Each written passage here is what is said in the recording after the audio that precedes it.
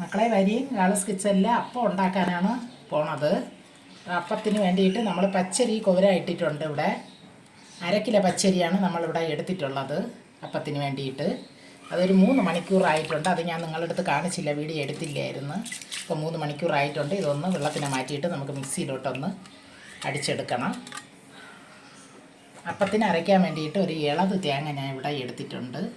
ഇളത് തേങ്ങയാണ് നല്ലത് അപ്പത്തിന് അരയ്ക്കാൻ. അപ്പോൾ ഇത് നമുക്കൊന്ന് വൃത്തിയാക്കി തിരികെ എടുക്കണം.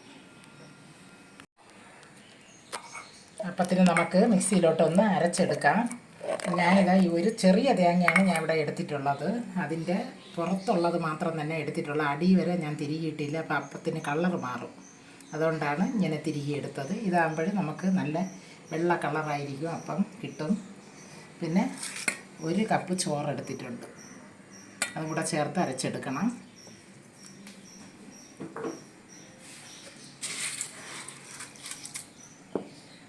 ഇത് റേഷൻ്റെ പച്ചരിയാണ്. കുറേശ്ശെ നമുക്ക് അരച്ചെടുക്കാം. 2-3 പ്രാവശ്യമായിട്ട് തന്നെ അരച്ചെടുക്കണം. ഇത് നല്ല മഷി പോലെ അരച്ചെടുക്കണം. അപ്പോൾ ഇതിൽ തേങ്ങ വെള്ളം ഞാൻ അതിൽ ഉടച്ച വെള്ളം ഉണ്ടായിരുന്നു, അതിനെ കൂടെ ഇതിലൊഴിച്ച് കൊടുക്കാം. എന്നിട്ട് സാധാരണ വെള്ളം പച്ചവെള്ളവും കൂടെ ഒഴിച്ച്, നമുക്ക് ആ വെള്ളം തികയില്ല, പച്ചവെള്ളവും കൂടെ ചേർത്താണ് അടിച്ചെടുക്കേണ്ടത്. അപ്പോൾ അടിച്ചിട്ട് കാണിക്കാം. ഇതേപോലെ ഒരു പരന്ന പാത്രത്തിൽ ഒഴിച്ച് വയ്ക്കണതാണ് അപ്പത്തിന് മാവ് ഒഴിച്ച് വയ്ക്കണം. എന്ന് പറഞ്ഞാൽ പുളിക്കേണ്ടിയിരിക്കണം. പുളിക്കുമ്പോൾ പരന്ന പാത്രമാണ് നല്ലത്, നമ്മൾ പെട്ടെന്ന് പുളിച്ച് കിട്ടും. അപ്പോൾ ഇതേപോലെ നല്ല നൈസായിട്ട് അരയ്ക്കണം, നല്ല മഷി പോലെ അരയ്ക്കണം. ഇത് ചില സ്ഥലങ്ങളിൽ ഇത് പാലപ്പം എന്നും പറയും.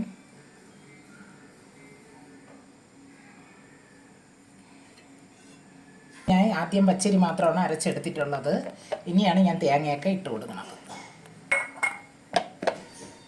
പച്ചരിയും കൂടെ ചേർത്ത് കൊടുക്കാം.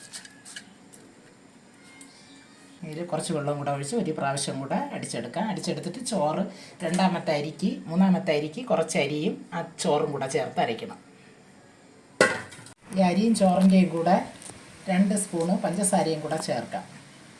ഒരു അപ്പത്തിന് ഒരു മുരിമുരിപ്പും കിട്ടും, ഒരു ടേസ്റ്റ് ഉണ്ടാകും, പിന്നെ ഒരു കളറും ഒക്കെ ഉണ്ടാകും. അതിന് വേണ്ടിയാണ് പഞ്ചസാര ചേർക്കുന്നത്. പിന്നെ ഒരു 3/4 ടീസ്പൂണ് കണക്കാക്കി കല്ലുപ്പും കൂടെ ചേർക്കുകയാണ്. ഇതിൻ്റെ കൂടെ അരച്ചെടുക്കണം.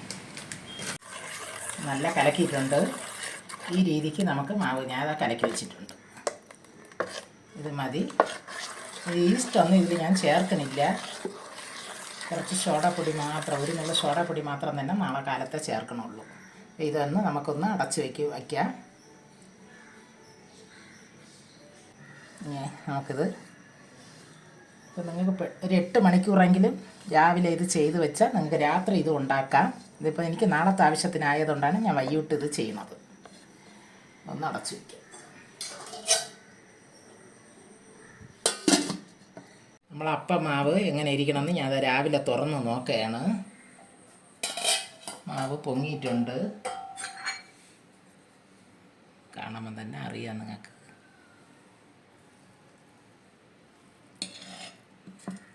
നല്ല പതഞ്ഞ് വന്നിട്ടുണ്ട്. ഇനി ഇതിൽ നമുക്ക്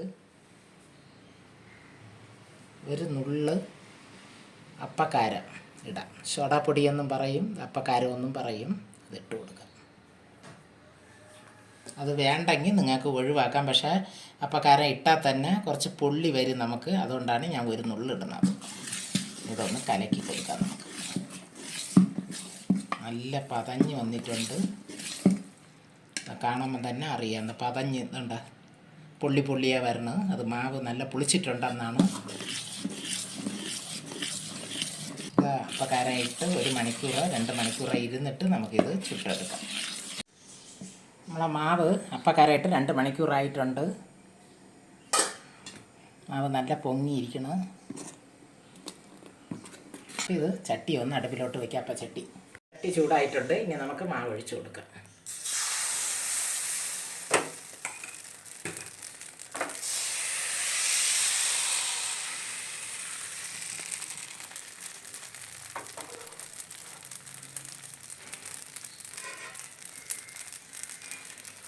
അടച്ചു വെച്ച് കൊടുക്കാം. ഇപ്പം വെന്തിട്ടുണ്ടാകുന്ന നോക്കാം. വെന്തിട്ടുണ്ട്. ഇനി അപ്പം നമുക്ക് എടുക്കാം. നിങ്ങൾക്കിത് നല്ല ചുവന്ന് സൈഡൊക്കെ ചുവന്ന് വരണമെങ്കിൽ കുറച്ചുകൂടെ സമയം കൂടെ വച്ചെടുക്കാം. ഇപ്പം ഈ രീതിക്കാണ് എടുത്തിരിക്കുന്നത്. നല്ലൊരു പഞ്ഞി പോലെ കിട്ടിയിട്ടുണ്ട് നമുക്കപ്പം. അടുത്തും അതേപോലെ നമുക്ക് ഒഴിച്ചു കൊടുക്കാം.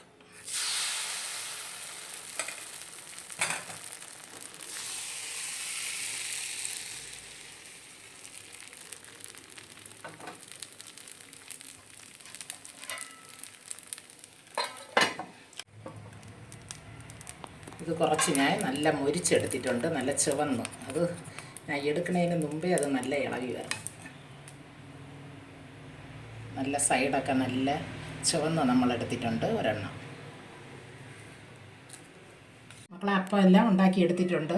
നല്ല പുറമെല്ലാം നല്ല മുരിഞ്ഞ് നല്ലൊരു പഞ്ഞി പോലത്തെ അപ്പമാണ് നമുക്ക് കിട്ടിയത്. നല്ല രുചിയുണ്ട്. ഇതേപോലെ നിങ്ങളെ വീട്ടിലും ഉണ്ടാക്കി നോക്കി മക്കളെ. അപ്പോൾ ഇതിന് കൂട്ടി കഴിക്കാൻ ഒരു മുട്ടക്കറിയും കൂടെ ഞാൻ അത് ഉണ്ടാക്കി ഒരു ബൗളിലോട്ട് വച്ചിട്ടുണ്ട്. ഇത് നിങ്ങൾക്ക് ഇഷ്ടമായെന്ന് വിചാരിക്കണം. ഇതേപോലെ നിങ്ങളെ വീട്ടിൽ അപ്പം ഇതേപോലെ ഞാൻ പറഞ്ഞ രീതിക്ക് പച്ചരി, നമ്മൾ റേഷൻ പച്ചരി കൊണ്ടാണ് ഈ അപ്പം നമ്മൾ ഉണ്ടാക്കിയത്. നല്ല പൂ പോലത്തെ അപ്പം നമുക്ക് കിട്ടിയിട്ടുണ്ട്. നിങ്ങളെ വീട്ടിൽ ഇതേപോലെ ഉണ്ടാക്കണം. എനിക്ക് സബ്സ്ക്രൈബും സപ്പോർട്ടും ലൈക്കും ഒക്കെ ചെയ്യണം മക്കളെ. ഇനി ഒരു വീഡിയോ ആയിട്ട് വരും. ബൈ മക്കൾ.